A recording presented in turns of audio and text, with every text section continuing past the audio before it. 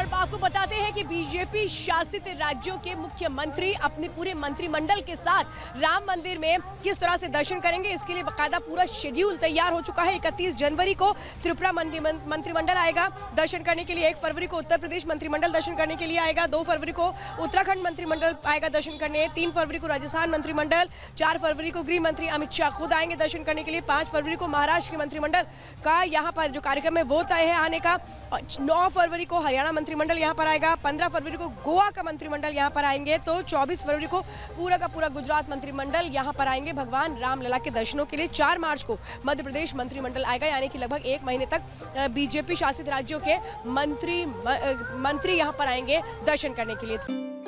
अरे वाह शास्त्री जी, पहले नया घर और एक नई कार भी ले ली, मकान पे लगी नेम प्लेट और गाड़ी पे लगी नंबर प्लेट, आपका स्टेटस बता देती है।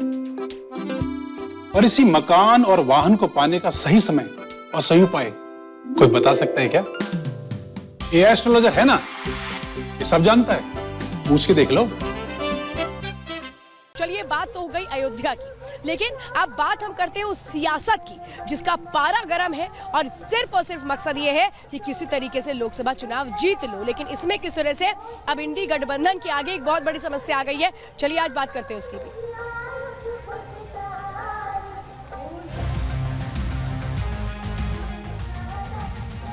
तो आइए अब आपको बताते हैं किस तरीके से जो इंडी गठबंधन है वो बिखरती नजर आती है। अब यहाँ पर सबके अरमान निकल रहे हैं। जो पश्चिम बंगाल की मुख्यमंत्री ममता बनर्जी वो इंडी गठबंधन का हिस्सा तो है, लेकिन उनके इरादे कुछ और है। उन्होंने बिल्कुल क्लियर कर दिया है कि पश्चिम बंगाल में वो अकेले चुनाव लड़ेंगी। ममता बनर्जी अपने दम पर चुनाव लड़ेंगी, तो 42 सीटों पर जो टीएमसी है वो किस तरह से आगे है ये हम जानते हैं। अब ये देखिए जो अगला नंबर है वो भगवंत मान का है। भगवंत मान ये कह रहे हैं कि हम भी अकेले चुनाव लड़ेंगे, कांग्रेस के साथ चुनाव हम नहीं लड़ेंगे। यानी कि आप समझिए कि इनकी मंशा क्या है ये अब आप समझिए। अब लेकिन मैं बात जरा पश्चिम बंगाल की पहले कर लेती हूँ। ममता बनर्जी के मन में क्या है, वो क्या चाहती हैं, जरा ये आपको जरा समझाते हैं। ममता चाहती हैं कि कांग्रेस का जो 5 सीटों का प्रभाव है वो अब उनके पार्टी में कन्वर्ट हो जाए, उनको उसका फायदा मिल जाए। वो अकेले दम पर बीजेपी को चुनौती देना चाहती हैं, जो उन्होंने इससे पहले विधानसभा चुनावों में दी थी। अगर ये 5% वोट ट्रांसफर होता है जो कांग्रेस का है पश्चिम बंगाल के में, तो इसमें एक तरह से कहें 49% का इजाफा होगा। और अब चलिए जरा मैं आपको बताती हूँ यहाँ पर जो सीधे सीट शेयरिंग है वो किस तरह से पश्चिम बंगाल की रही है। 2019 में देखें तो टीएमसी के पास 22 सीटें उसने जीती थी और वोट शेयर अगर था 43.69% था। बीजेपी ने 18 सीटें जीती थी, 40.64% वोट प्रतिशत था। और अगर इसी तरीके से कांग्रेस का जो 2% का 2 सीटें थी और उसका वोट शेयर था 5.67, इसको अपने पाले में लाने के लिए पश्चिम बंगाल की मुख्यमंत्री ममता बनर्जी कैसे लगी हुई है, क्या कोशिशें कर रही हैं और इंडी गठबंधन में कैसी टूट होती नजर आ रही है, एक रिपोर्ट देखिए।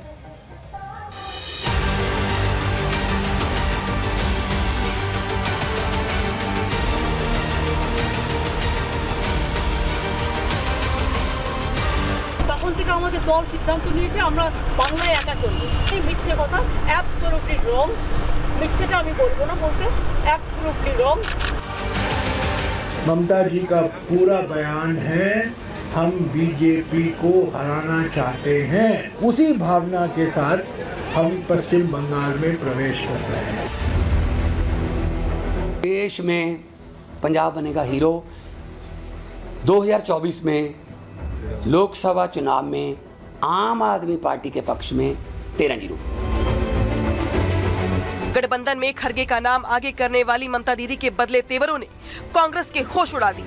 राहुल के कदम पड़ने से पहले ही कह दिया कि बंगाल में समझौता भूल जाओ। আমার কোনো কথা হয়নি এবং আমি প্রস্তাব দিয়েছিলাম, ওরা প্রথম দিনই প্রত্যাখ্যান করেছে। তখন থেকে আমাদের দল সিদ্ধান্ত নিয়েছে আমরা বাংলায় একা চলবো। ইভেন ওরা যে আজ থেকে র্যালি করেছে আমাদের একবার as a matter of country, আমি ইন্ডিয়ার অ্যালায়েন্স আমাকে একবার জানিয়েছে দিদি আপনার রাজ্যে যাচ্ছি, না জানায়নি। সুতরাং আমার সাথে কোনো সম্পর্ক নেই বাংলার ব্যাপারে। অল ইন্ডিয়ায় কী করবো না করবো আপনার ইলেকশন ভাববো। আমরা সেকুলার পার্টি, আমরা বিজেপিকে হারানোর জন্য যা করা হবে। কিন্তু এখন কোনো চর্চা নেই, মিথ্যে কথা, অ্যাবসলিউটলি রং। মিথ্যেটা আমি বলবো না, বলতে অ্যাবসলিউটলি রং। কোনো কাগজ এটাকে নিয়ে পলিটিক্স করতে। पश्चिम बंगाल की मुख्यमंत्री ममता बनर्जी का ये बयान इंडी गठबंधन और कांग्रेस दोनों के लिए एक बड़ा खतरा है। इससे कुछ इस तरह से समझिए। अगर कांग्रेस ममता बनर्जी की बात नहीं मानती है तो चुनाव से पहले ही गठबंधन टूट सकता है, जिससे कांग्रेस को बड़ा नुकसान होगा। अगर कांग्रेस ममता बनर्जी की बात मान लेती है तो कांग्रेस चुनाव से पहले ही कम से कम 2 सीट गंवा देगी। अधीर रंजन चौधरी की सीट भी छोड़नी पड़ेगी। पश्चिम बंगाल से कांग्रेस के 2 लोकसभा सांसद जीते हैं, जबकि कई सीट पर कांग्रेस दूसरे नंबर पर रही थी। सीट शेयरिंग से पहले कांग्रेस कह चुकी है कि वो बिना गठबंधन के ही आसानी से 5 सीट जीत जाएगी। वो ममता बनर्जी से ज्यादा सीटों की मांग कर रही है। कांग्रेस वाम दलों को सीट देने की भी पैरवी कर रही है, लेकिन ममता वाम दलों को तो छोड़ो, कांग्रेस को भी सीट नहीं देना चाहती। ममता बनर्जी के बयान के बाद कांग्रेस और पूरा इंडी गठबंधन बैकफुट पर आ गया।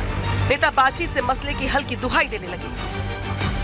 ममता जी के बिना इंडिया गठबंधन की कल्पना नहीं कर सकता, और हम उम्मीद करते हैं कि जो ममता जी ने कहा कि बीजेपी को हराना हमारा कर्तव्य है, हमारी प्रायोरिटी है, हमारी प्राथमिकता है, उसी भावना के साथ हम पश्चिम बंगाल में प्रवेश कर रहे हैं। हो सकता है वो बयान एक विशेष परिस्थिति में दिया गया हो, उस पर कार्रवाई होगी, उस पर चर्चा होगी, और अगर कहीं कुछ अंतर्विरोध है तो उसको रिजॉल्व करने का नाम भी तो गठबंधन होता है ना। उनके लिए सीट शेयरिंग थोड़ा सा जो है कॉम्प्लिकेटेड रहेगा, और जो भी छोटे मोटे उनके बीच में मनमुटाव हैं वो हल कर दिए जाएंगे।